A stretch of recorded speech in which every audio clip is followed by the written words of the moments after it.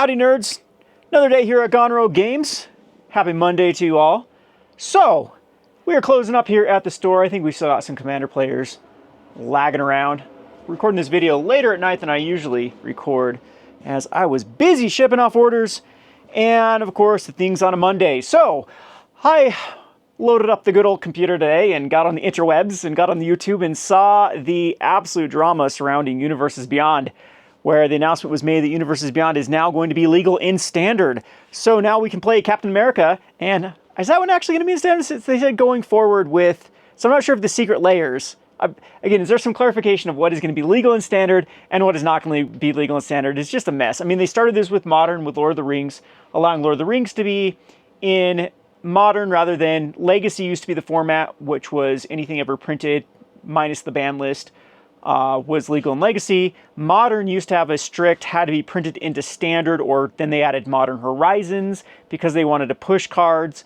And then Pioneer was created because Modern got too degenerate, and so they allowed Lord of the Rings because they wanted Lord of the Rings to at least have a home besides Legacy. They are worried that Lord of the Rings wouldn't have a home, wouldn't be powerful enough for Legacy, and it would just be Commander players. So like, okay, let's allow this to be played in Modern. I don't think they expected too many cards to be able to be powerful enough for Modern, but we've actually seen quite a few of them, especially two of them dominating the Modern format. And now here we are in 2024, where they made the announcements where Universes Beyond is now legal in Standard. So I have a lot of opinions about this. So first of all, I'm going to actually surprise people here about my opinion on Universes Beyond. I haven't liked Magic as an IP for a long time. I think that they lost the plot clear back with the Justice League, and Magic's been cringe since then. So even if you look at the latest Foundation trailer, you look at like the clear back in trailers, I mean, this is nothing new. I mean, you can go back on my Rogue Deck Builder channel, and I'm sure you can find rants about me crying about how I just thought that Magic the Gathering was pretty lame as far as storyline and lore and all of that is concerned. What made Magic beautiful and why I think it's such a great fit with Universes Beyond is the mechanics. And I want to actually show you why. I'm going to pick up something here and show you the reasoning why Universes Beyond is actually critical for Magic the Gathering. And I'd actually argue that Wizards of the Coast should be pushing it as hard as they can. So, this game, Lorcana. So Lorcana, I don't want to know, I don't want to guess how much money Lorcana has cost Wizards of the Coast. I actually think Lorcana is going to be, I almost dropped in the dog water. I need to be careful with products here. I actually think Lorcana is going to be a pretty good gateway game to Magic the Gathering. I've seen it actually happen now that we're in like the sixth set for Lorcana, where people got into Lorcana with a bang, and the depth just isn't there. Like, the game is good. The game, it plays very similar to Magic the Gathering. That's what I'm going to talk about here in a second, of why I think that Lorcana was kind of the beginning of the end for Wizards of the Coast really ramping up Universes Beyond. So Lorcana,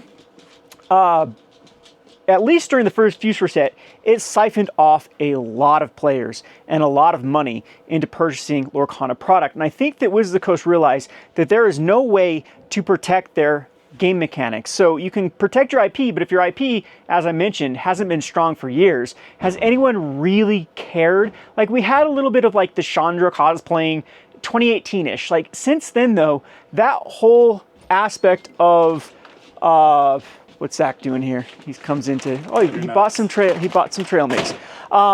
So that whole aspect of Wizards of the Coast having this vibrant lore, like cosplay scene, fandom, I think that's been on the decline for years and years and years and years. And so all that Magic the Gathering really had was the mechanics, and the mechanics are incredibly strong for Wizards. Like, this is why Lorcana didn't try to reinvent the wheel when they created Lorcana. I've always stated Lorcana was the biggest rip-off game that I've ever seen. The same starting hand size. They didn't even try to really differentiate it from Magic.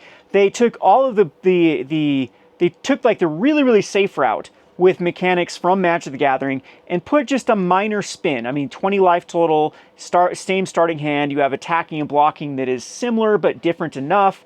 A lot of the spells are actually named the exact same or do the same thing. You have cards that are like carbon copy, things like Preordain or Ponder. One of them is just like, you have these that are exactly carbon copies from one game to the next. Again, the mechanics are a little bit different, so the cards work a little bit different, and ones are more powerful in one and not as powerful in the other. And I admit Lorcana has been able to kind of eke out its own identity lately with where its design space is starting to veer from Magic, but when it was released, they really did not try to reinvent the wheel, and they just built off of Magic without a stack. That's basically with Lorcana. And I think this scared Wizards of the Coast. I think Wizards of the Coast is like, okay, our IP's not that great, and we're having a hard time, keeping people really interested in the lore, again, the fandom. And we can go into the reasons why behind that. I just think that Wizards of the Coast is just plagued with nepotism. They put people in the wrong, positions of where, they should be doing their jobs and they haven't been. We'll just put it that way. I've talked about my Pro Tour experience was just so dismal because it was just so lackluster of what I thought it could have been. And I think that just kind of explains Wizards of the Coast from 2014 on, is it became very complacent, very lazy, and I think it came to, kind of bit them in the ass, especially when Lorcana came out. So Lorcana comes out, it starts siphoning off a ton of money, and they realize, okay, we can't protect our IP. Our IP sucks. We can't protect our game mechanics. We got to get as many IPs on board with our mechanics as possible. And I think it's actually genius of them to do so. Now I think it's been very hard for Lorcana to actually implement something like Marvel into the mix, because now Magic is got it. Same thing like Lord of the Rings. Same things with we have Warhammer. We have all these games that right now, more than ever, if you actually look at the universes, or if you look at the Bandai lines that are doing the anime, there are card games popping up left and right that, again, are not even really trying to reinvent the wheel. They're very, very similar to Magic the Gathering. They're not trying to differentiate themselves. They're just trying to have a better IP behind it than Magic the Gathering. And again, they're siphoning out the fandom. So it's a genius move for Magic the Gathering to Wizards of the Coast to get ahead of it. And I've been saying this from when Lorcana was announced, that we're going to see more Universes Beyond, because Wizards is terrified of all of these other IPs just starting their own card game, because you cannot protect your game mechanics. I mean, this is something that's been clear back in Monopoly days. Monopoly tried to sue other board games for, rolling dice or moving pieces on the board, when the courts ruled you cannot copyright or patent game mechanics. So you can name things, you can take the thing like the tap symbol, but you can't even copyright the word tap, or you can't copyright any of the mechanics that actually exhaust or turn things sideways or anything like that. That people can blatantly rip off your game and just repackage it with a different IP.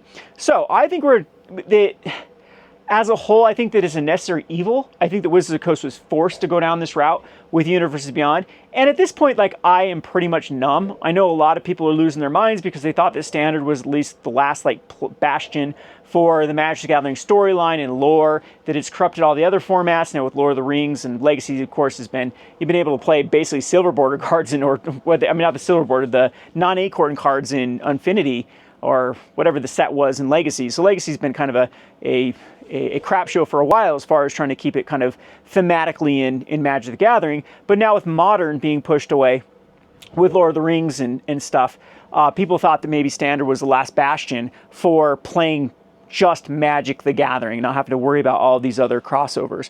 But I'd even argue with that too. Is it that, well, first of all, I'm going to say that Wizards of the Coast, or Magic the Gathering, has been Universes Beyond since the very first expansion set, Arabian's Nights. The identity of Magic the Gathering, they identified it quick, that the mechanics were the key things, and then they were going to draw inspiration from lore of the past, of Antiquities and Arabian Nights, and those they drew off of. And then you even went to Lorwyn, and you went to Kaldheim. All of these were taking, not pop culture, but historical references and trying to make sets around them.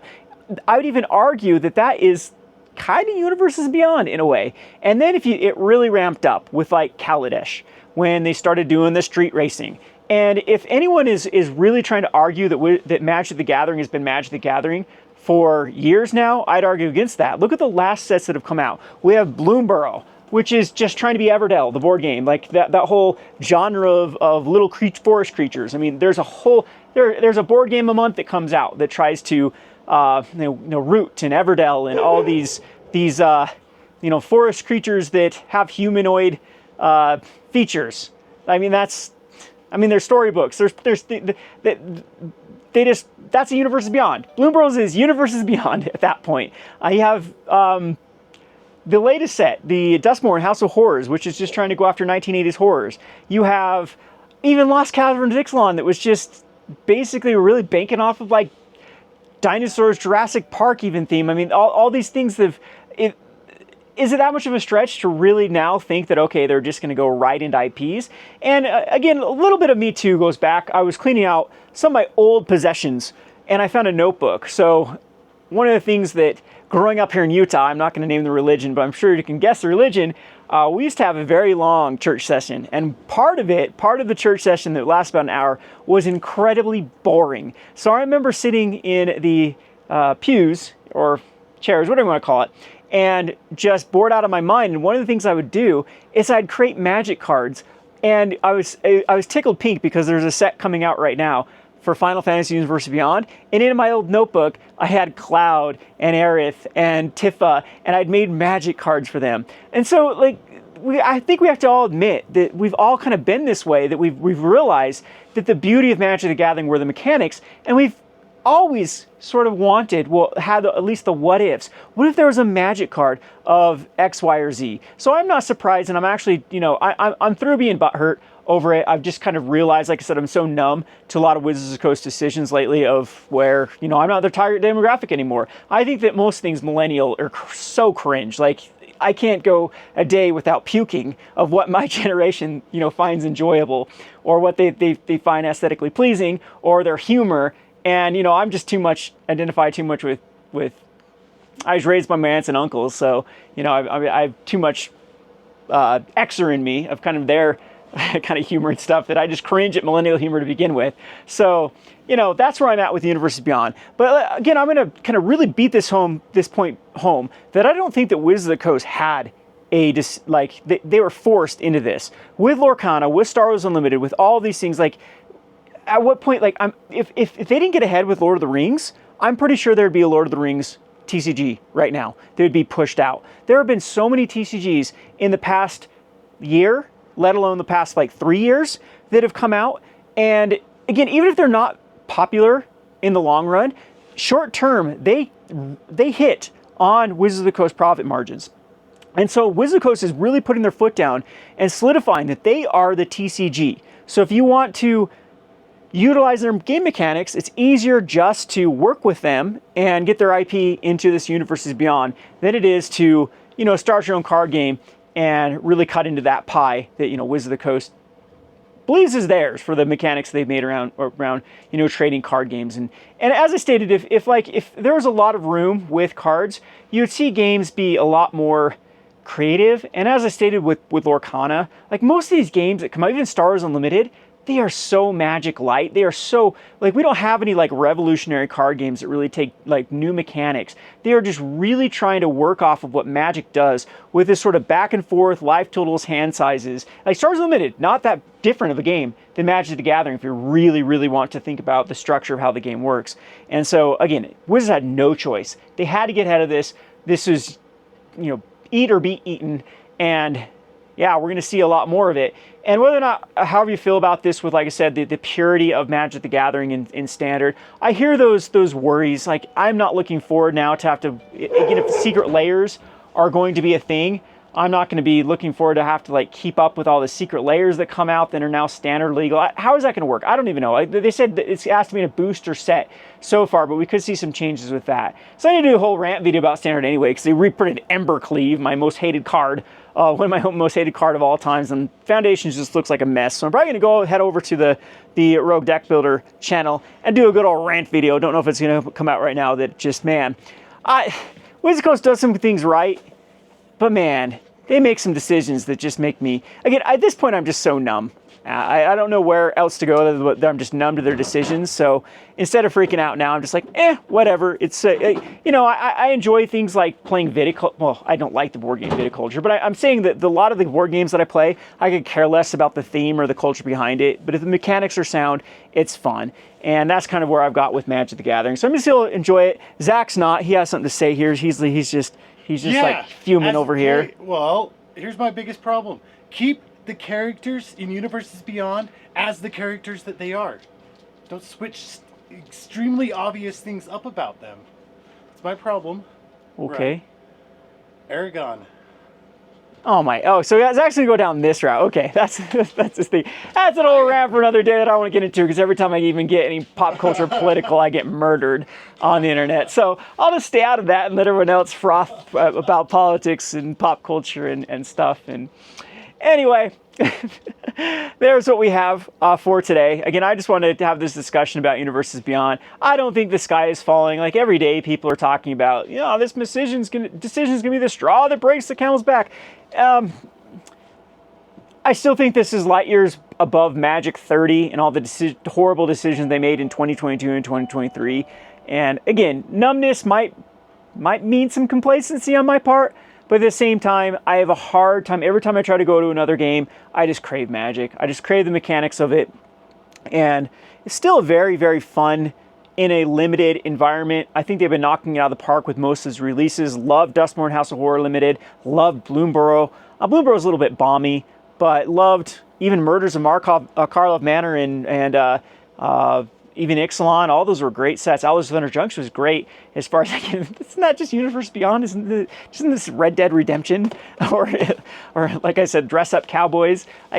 We've been through this with so many sets. They've moved away from Magic years ago. This is nothing new. We hope you enjoyed this video. This has been Kevin with Gone Rogue Games. We'll be back to showing things we open up again. Like I said, I was just beat today. We were busy, which is a good thing. So thanks for everyone for sticking around, and we'll see you next video.